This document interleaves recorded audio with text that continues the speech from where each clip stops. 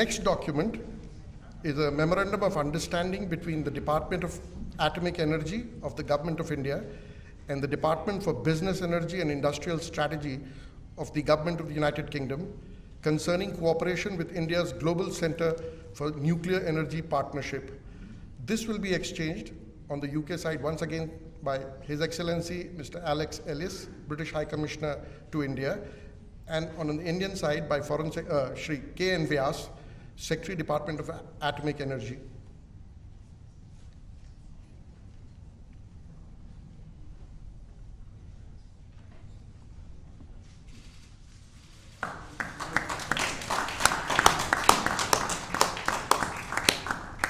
Excellencies, this concludes the exchange of agreements ceremony. I now request the spokesperson of the External Affairs Ministry to conduct the proceedings. Good afternoon, distinguished Prime Ministers, members of both delegations, friends from the media. We will now begin with the press statements. May I now request Shri Narendra Modi, Prime Minister of India, sir, to make his press statement. Your Excellency, Prime Minister Boris Johnson, distinguished delegates, media के हमारे साथी, नमस्कार। सबसे पहले मैं प्रधानमंत्री Boris Johnson और उनके डेलीगेशन का भारत में हार्दिक स्वागत करता हूं। प्रधानमंत्री के रूप में भले ही यह उनकी पहली भारत यात्रा है, लेकिन एक पुराने मित्र के रूप में वे भारत को बहुत अच्छे से जानते हैं, समझते हैं। पिछले कई वर्षों से भारत और यूके के संबंधों को मजबूत करने में प्रधानमंत्री जॉनसन की बहुत महत्वपूर्ण भूमिका रही है। इस समय जब भारत अपनी आजादी का अमृत महोत्सव मना रहा है, प्रधानमंत्री बोरिस जॉनसन का यहां आना अपने आप में एक ऐतिहासिक पल है। और कल तो पूरे भारत ने देखा है कि आपने अपनी भारत यात्रा का शुभारंभ साबरमती आश्रम में महात्मा गांधी को श्रद्धा सुमन अर्पित करके किया।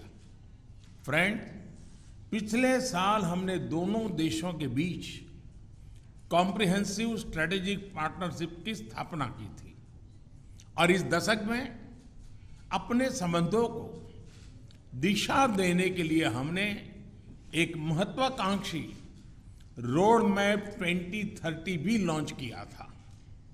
आज की हमारी बातचीत में हमने इस रोड मैप में हुई प्रगति को रिव्यू भी किया और आगामी समय के लिए कुछ लक्ष्य भी तय किए। फ्री ट्रेड एग्रीमेंट के विषय पर दोनों देशों की टीम्स काम कर रही है। बातचीत में अच्छी प्रगति हो रही है और हमने इस साल के अंत तक एफटीए के समापन की दिशा में पूरा प्रयास करने का निर्णय लिया है। पिछले कुछ महीनों में भारत ने यूएई और ऑस्ट्रेलिया के साथ फ्री ट्रेड एग्रीमेंट का समापन किया है। उसी गति, उसी कमिटमेंट के साथ हम यूके के साथ भी एफटीए पर आगे बढ़ना चाहेंगे। हमने रक्षा क्षेत्र में सहयोग बढ़ाने पर भी सहमति व्यक्त की है। रक्षा क्षेत्र में मैन्युफैक्चरिंग, टेक्नोलॉजी, डिजाइन और डेवलपमेंट सभी क्षेत्रों में यूके द्वारा आत्मनिर्भर भारत के समर्थन का हम स्वागत करते हैं। फ्रेंड्स, भारत में चल रहे व्यापक रिफॉर्म्स हमारे इंफ्रास्ट्रक्चर मॉडर्नाइजेशन प्लान और नेशनल इंफ्रास्ट्रक्चर पाइपलाइन के बारे में भी हमने चर्चा की। हम यूके की कंपनियों द्वारा भारत में बढ़ते निवेश का स्वागत करते हैं और इसका एक उत्तम उदाहरण हमें कल गुजरात में हालोल में देखने को मिला। यूके में रहने वाले 1.6 मिलियन भारतीय मूल के लोग समाज और अर्थव्यवस्था के हर क्षेत्र में सकारात्मक योगदान कर रहे हैं। हमें उनकी उपलब्धियों पर गर्व है और इस जीवंत सेतु को हम और मजबूत करना चाहते हैं। इस दिशा में प्रधानमंत्री जॉनसन ने निजी रूप से बहुत योगदान किया है। इसके लिए मैं उनका अभिनंदन करता हूं। फ्रेंड्स, हमने ग्लासगो में आयोजित COP26 में लिए गए संकल्पों को पूर्ण करने के लिए अपनी प्रतिबद्धता जताई। आज हमने अपने क्लाइमेट और एनर्जी पार्टनरशिप को और अधिक गहन करने का निर्णय लिया। हम यूके को भारत के नेशनल हाइड्रोजन मिशन में शामिल होने के लिए आमंत्रित करते हैं और हमारे बीच स्ट्रेटेजिक टेक डायलॉग की स्थापना का मैं हृदय से स्वागत करता हूं। फ्रेंड्स, आज हमारे बीच ग्लोबल इनोवेशन पार्टनरशिप के इम्प्लीमेंटेशन अरेंजमेंट्स का समापन एक बहुत महत्वपूर्ण पहल साबित होगी। यह अन्य देशों के साथ हमारी विकास साझेदारी को और मजबूती प्रदान करेगा।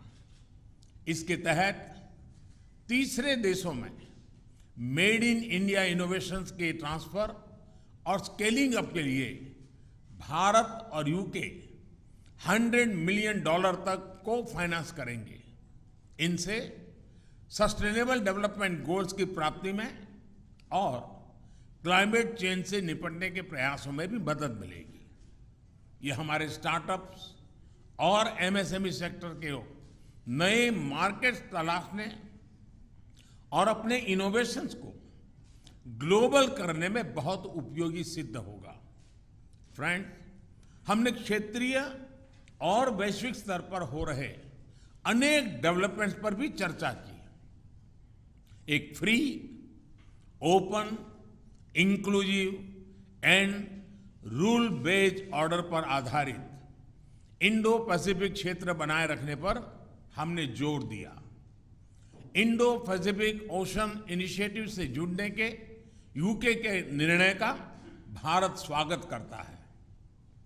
हमने यूक्रेन में तुरंत युद्ध विराम और समस्या के समाधान के लिए डायलॉग और डिप्लोमेसी पर बल दिया। हमने सभी देशों की क्षेत्रीय अखंडता और संप्रभुता के सम्मान का महत्व भी दोहराया। हमने एक पीसफुल, स्टेबल और सिक्योर अफगानिस्तान और एक इंक्लूसिव और रिप्रेजेंटेटिव गवर्नमेंट के लिए अपना समर्थन दोहराया। यह आवश्यक है कि अफगान भूमि का प्रयोग अन्य देशों में आतंकवाद फैलाने के लिए नहीं होना चाहिए। एक्सेलेंसी, आपने हमेशा भारत और यूके के संबंधों को मजबूत करने के लिए विशेष प्रयास किए हैं। इसके लिए हम आपका अभिनंदन करते हैं। एक बार फिर आपका और आपके प्रतिनिधिमंडल का भारत में हार्दिक स्वागत है। बहुत बहुत धन्यवाद। Thank you, sir. May I now request His Excellency Right Honourable Boris Johnson. Thank you very much. Thank you all. My friend Prime Minister Modi, Narendra, my khas dost, I think is the phrase I want in Hindi. We've had a fantastic 2 days here in India. And yesterday I became the first Conservative Prime Minister to visit Gujarat, which is your birthplace, of course, Narendra, but as you've just said, the ancestral home of about half of all the British Indians, and I had an amazing reception, absolutely amazing.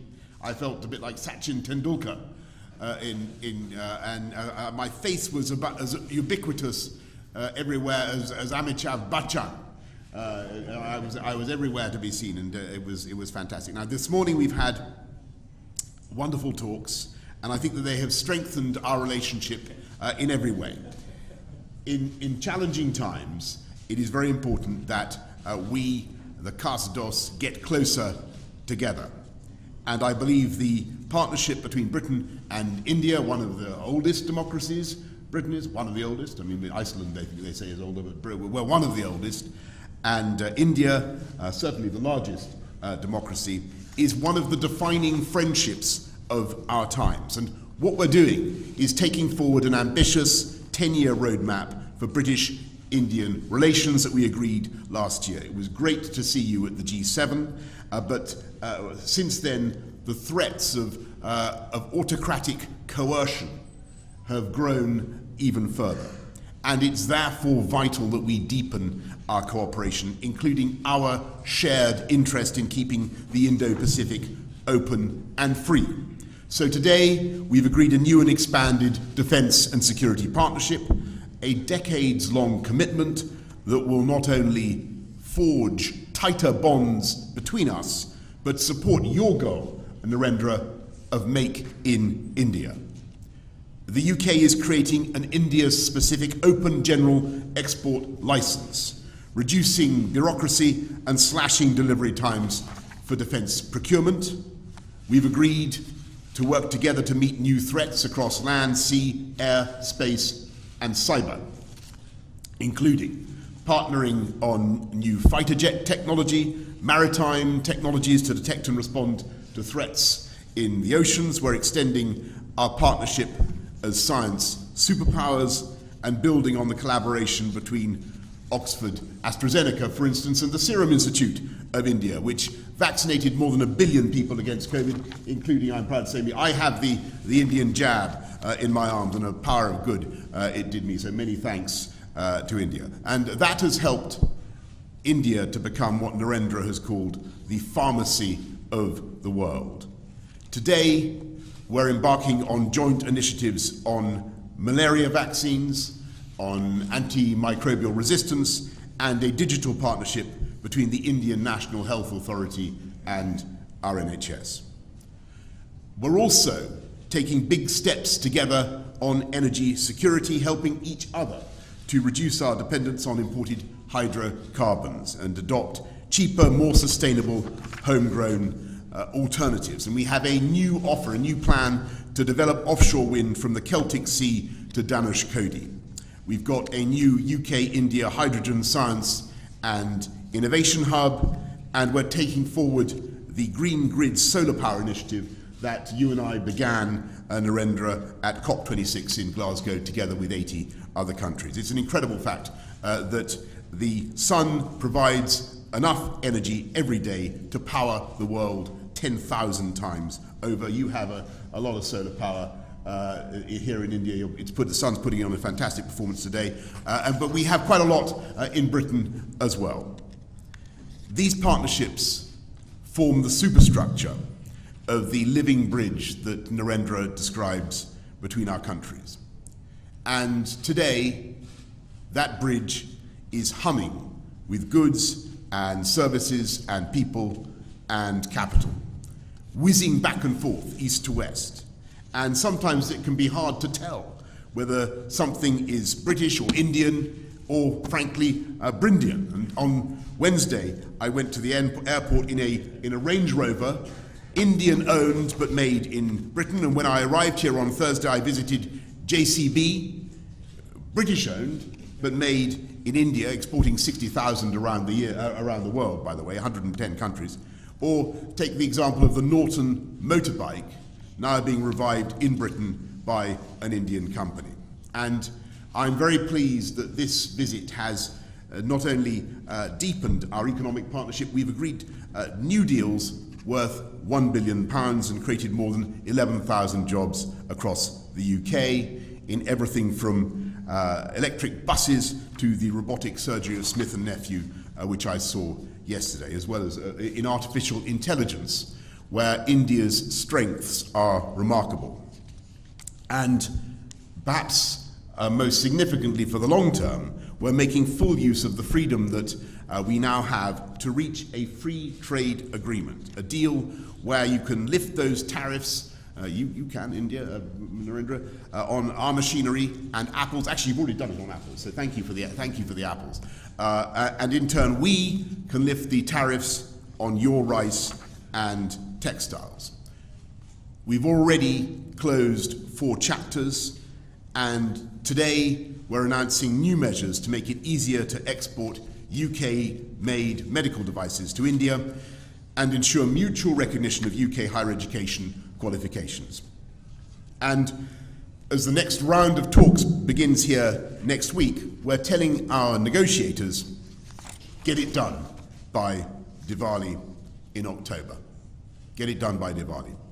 This could double our trade and investment by the end of the decade, widening that living bridge into a multi-lane motorway pullulating with beautiful jointly made electric vehicles and creating hundreds of thousands of new jobs in both our countries. So, as India celebrates its 75th year of independence, I am filled with optimism about the years ahead and the depth of the friendship between our countries and the security and the prosperity that our partnership can deliver for our people for generations to come. Thank you all very much, and thank you, Prime Minister Modi. Thank you. Thank you. Thank you, Excellency. That concludes the press statements. Please remain seated as the dignitaries leave the stage.